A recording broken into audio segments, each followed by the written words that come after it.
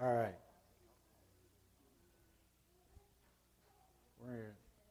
We're going to need just a minute. You're like, more minutes? Yes, more minutes. I need the remote. No, the projector remote. Right there. Thank you.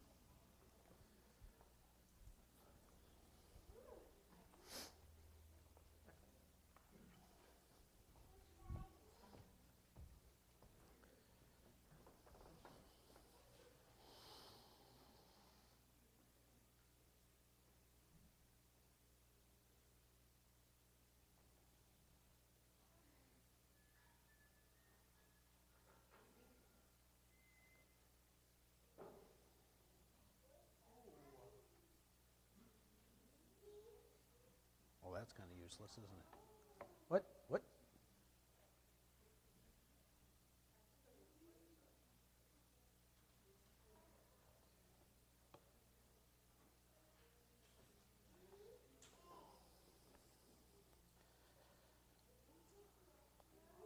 Lock rotation. Does that do it?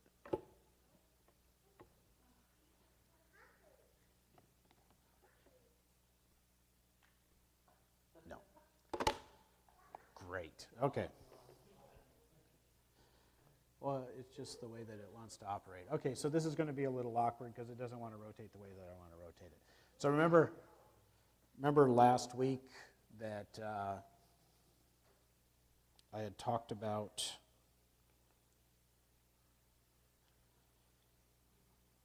the way the tribes were distributed. Oh, that's beautiful. Doesn't want to show in the correct way. So there we go. So in the middle, the tabernacle, right?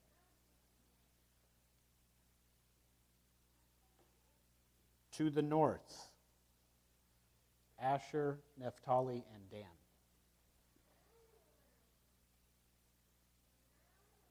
The emblem of Dan is the eagle. To the east, Issachar, Judah, and Zebulun. The emblem of Judah is the lion. To the south, Gad, Reuben, and Simeon. Reuben's symbol is man. Man. And to the west, Benjamin, Ephraim, and Manasseh. Ephraim's symbol is the ox, or the bull.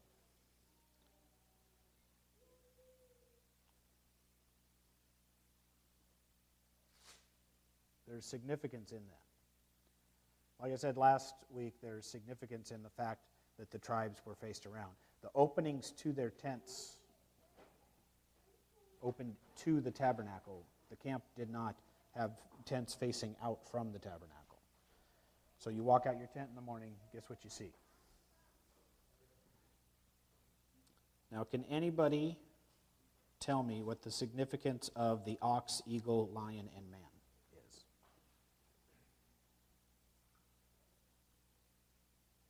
What's that, Mom?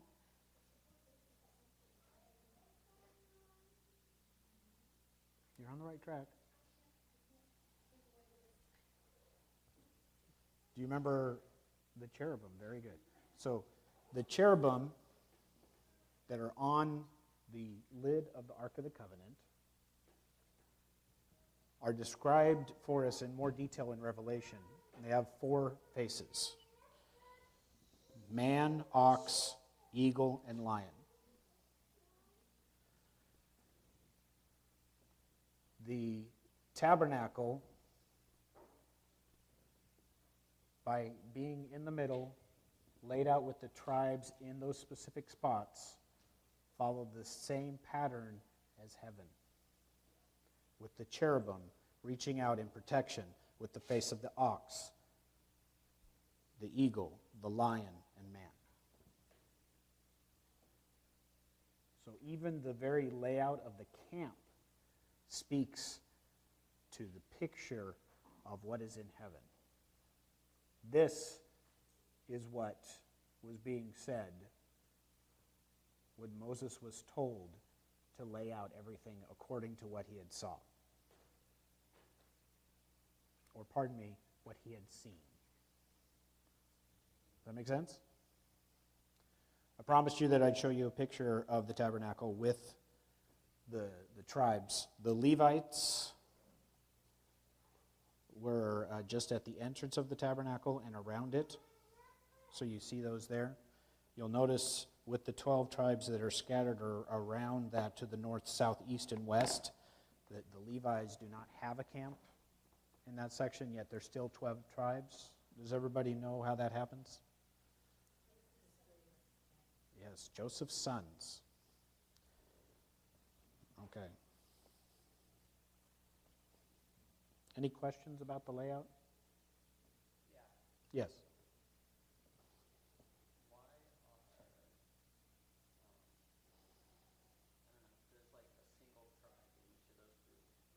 Mm-hmm. Why are there four primary tribes? And there's the rest, which have other symbols. All right, so your question is, why are the ones in the middle that represent the characters, why are those pointed out? Just what makes them primary? The fact that they represent the faces of the cherubim in relation to heaven. Each of them has an emblem that represents them. Zebulun is a ship. Issachar is an ass under burden, so he's got a laden down donkey. A leaping stag, a goblin or a cup. Benjamin's a wolf. Manasseh is an olive branch with arrows. Gad is a leader with a troop following. And then Simeon is a sword at the city gate. So they each have emblems. The emblems representing the specific tribes are what was an image of the tribe's identity, basically. Different traits of different people. Judah is known as the lion and acted similar to that type of thing. So their emblems that they took meant something about their family, who they were, that type of thing. It represented them. And those four were specifically set out because of what they represented specifically. And it's by design that they'd be in the middle of those groupings of three. Does that answer your question? Yeah. Okay. Yes? So, it's very obvious for the ox, the lion, and the man, but how did they get the eagle out of it? Because it's, it's not in the name of the primary. Out of Dan? Yeah. The eagle is actually part of the emblem. It doesn't list it there. Just like Judah, it includes 3 lions, a scepter, and a grapevine. This is unfortunately not my image, but man and water, unicorn with a horn, or bullocks, that type of thing. So the eagle is represented by those things, and it is included in the emblem as well, and that's what's being pointed out in that regard. What's the drainage around the tabernacle?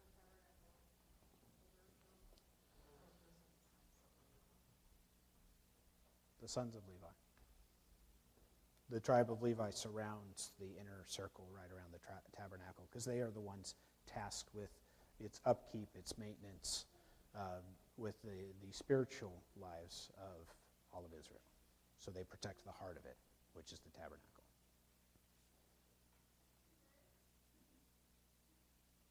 Any more questions?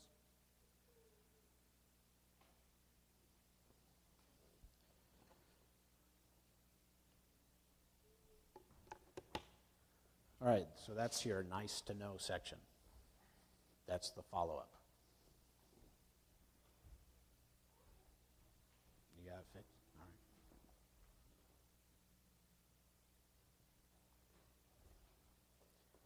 So give me just one more moment and I'll be back and we'll finish up with our sermon real quick.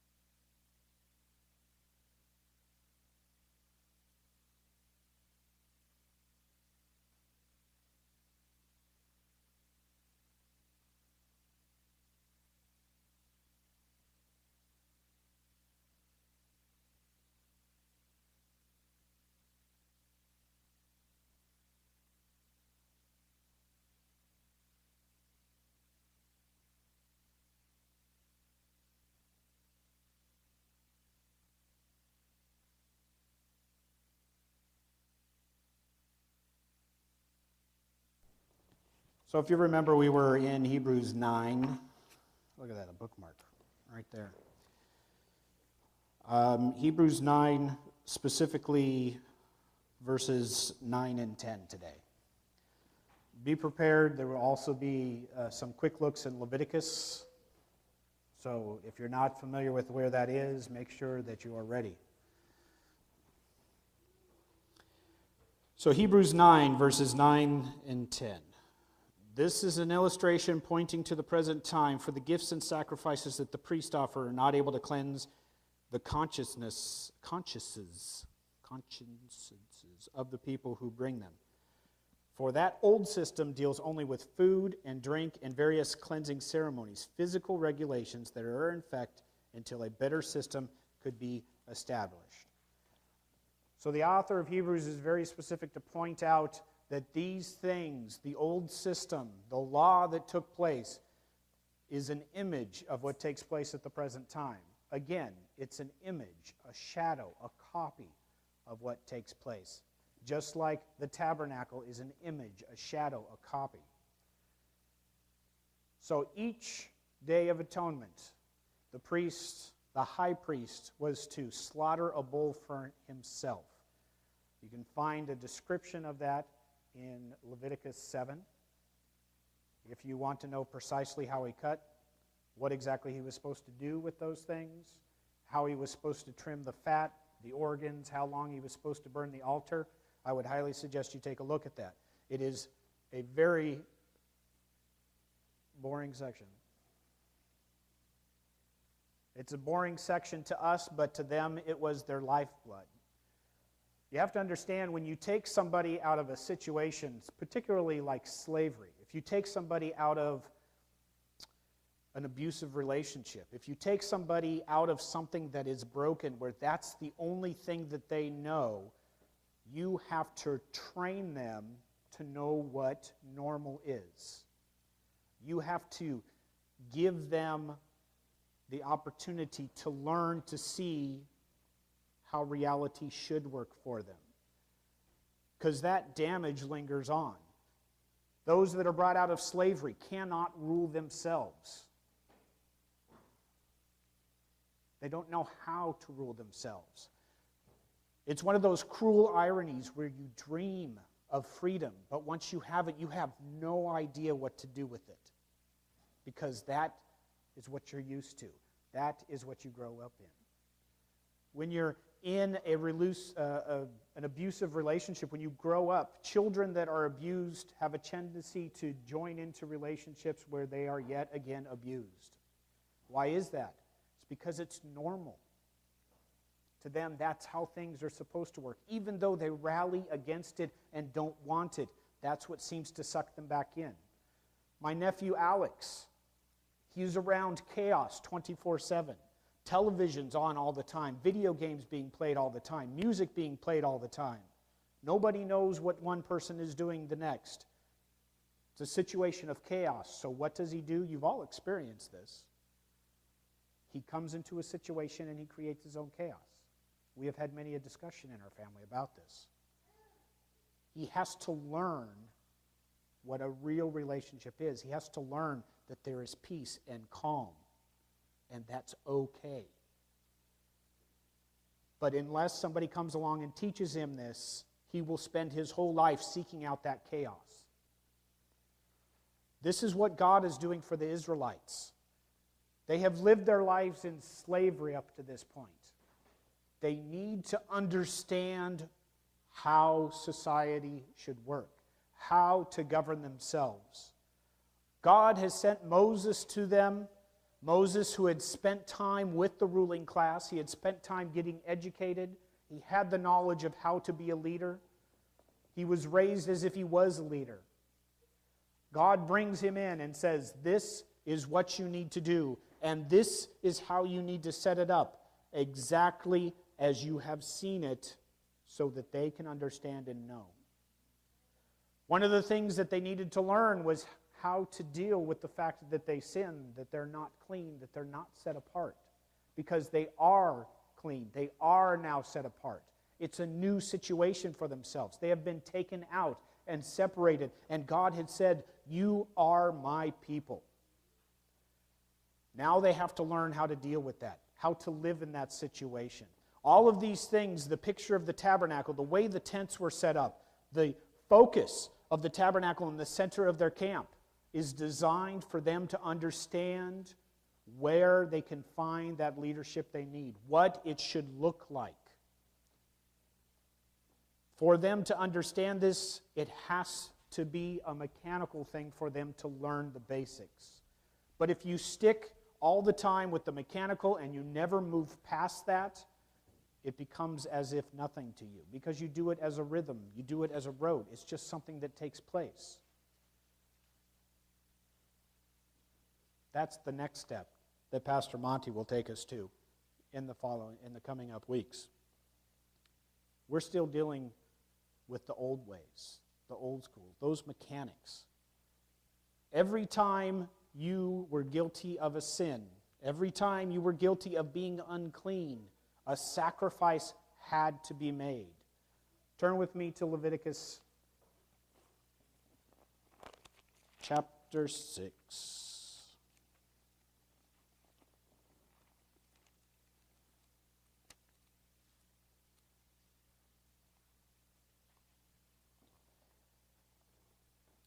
Leviticus chapter 6, starting in verse 1. Then the Lord said to Moses, "Suppose one of you sins against an associate, is unfaithful to the Lord. Suppose you cheat on a deal involving a security deposit, or you steal or commit fraud, or you find lost property and lie about it, or you lie while swearing to tell the truth, or you commit any other such sin. If you have sinned in any of these ways, you are guilty. You must give back whatever you stole, the money you took to extortion, the security deposit, or the lost property you found, or anything obtained by swearing falsely. You must make restitution by paying the full price, an additional 20% to the person you have harmed. On the same day, you must present a guilt offering. As a guilt offering to the Lord, you must bring to your priest your own ram with no defects. You may buy one of equal value. Through this process, the priest will purify you before the Lord, making him right with you."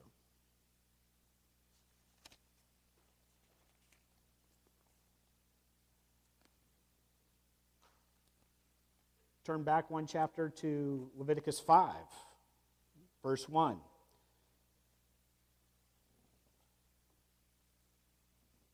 If you are called to testify about something you have seen or that you know about, it is sinful to refuse to testify, and you will be punished for your sin. Or suppose you unknowingly touch something that is ceremonially unclean, such as the carcass of an unclean animal.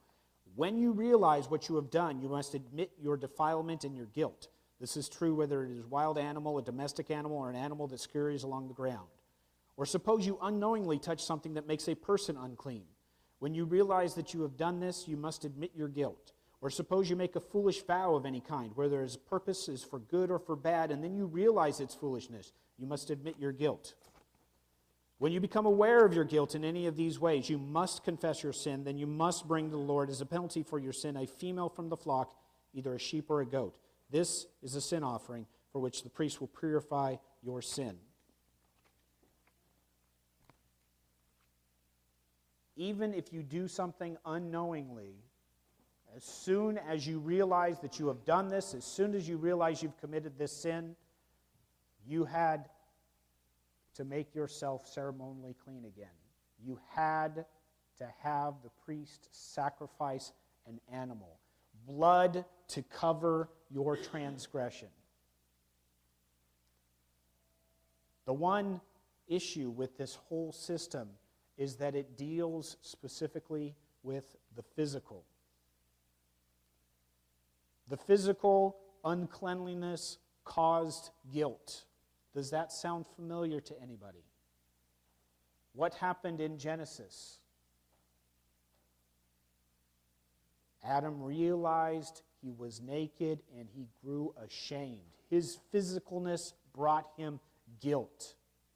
Whether or not he deserved that guilt or should have acted on that guilt is beside the question. It brought guilt to him, and that is what the law deals with. Because we are attached to the physical, that is what the law addressed, the physical. It is by showing you that your guilt is covered by the shedding of blood. The animals that were slaughtered for clothes for Adam and Eve to cover their shame, to absolve them of that guilt. The law deals with what you can eat, what you can touch. It doesn't deal with your spirit at all. If you unknowingly commit a sin and you don't really realize it, there is the Day of Atonement for you. The Day of Atonement is the day that the high priest goes into the Holy of Holies after sprinkling blood upon himself from a bowl on the tabernacle, the entirety of the tabernacle, on the veil and onto the mercy seat. Then going back and taking a goat after drawing lots to choose between two of them. Sacrificing that goat and ceremonially cleansing everything with the blood of that animal. Splashing the mercy seat on the ark with the blood of that animal. And then taking the one who won or lost, depending on how you look at it, and praying those sins that are unknown from all of the people of Israel onto that goat. And there was a set person that would then take that goat out into the middle of the desert of Israel and let it go. And then when they came back, they had to be cleansed as well. All of this has to deal with the physical. And that is why it's insufficient. But it serves its purpose because it teaches them the mechanics. It drives home the point that they need to be clean. There is blood to be shed for these things. So how does that look in this day and age? Obviously, we're not going to go around slaughtering goats.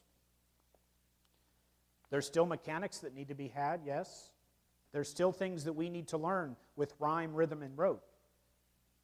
How do we do that in a day and age when we don't have a thing that says, if you touch this, then go and present 2 turtle doves to the high priest? How do we deal with those things? How do we take care of those physical things? Because the physical is still important and it still needs to be dealt with. That's what you need to discuss. That's what you need to uncover. They're talking. We know it's going to happen because it says so in the Bible, but they're talking about bringing the temple back. They're talking about reinstating the sacrificial system. They're talking about, even this day and age, going back to the law because there is comfort in the law and in the mechanics. Are you ready for that? Please discuss these types of things. And we'll meet back here in about 20 minutes, yeah? Thank you for your patience.